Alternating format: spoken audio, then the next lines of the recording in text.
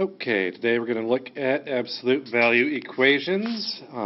These are equations where the answer to the equation can't be negative, but it gets a little bit deeper than that. So, first off, let's talk.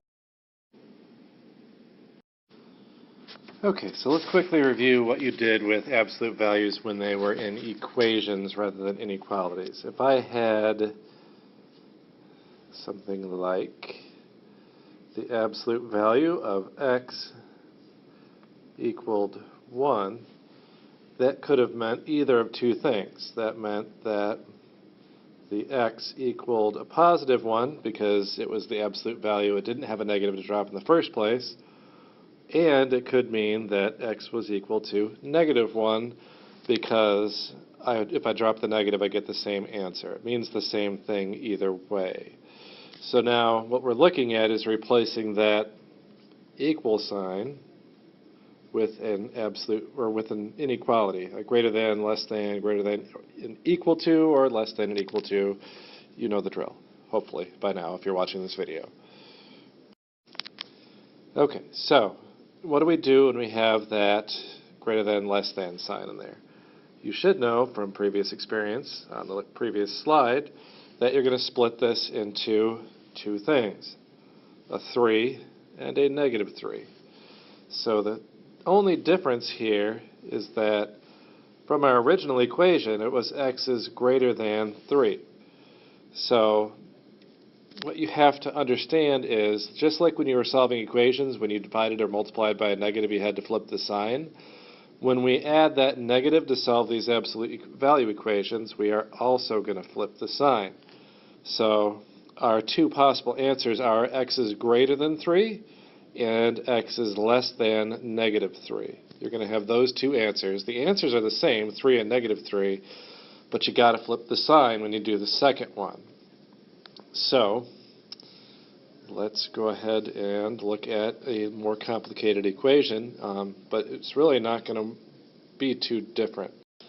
So if we look at this equation, we're going to split this to 5x minus 5 is less than 15, and we're going to split this into 5x minus 5 is greater than negative 15.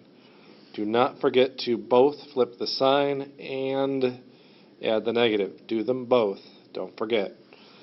So after that, you're just solving like normal. So plus 5, 5x is less than 20, divided by 5, x is less than 4, and then plus 5, 5x is greater than negative 10, and then divided by 5, x is greater than negative 2. So my two answers are both of these things. X is less than 4 and x is greater than negative 3. So to boil this down to steps, let's look at writing that down. Our first step, you want to split your equation into two. Your first, I shouldn't say equation, I should say inequalities. Your first inequality doesn't change. Writing on an iPad screen is a pain, so I apologize for the handwriting. And then 3, your second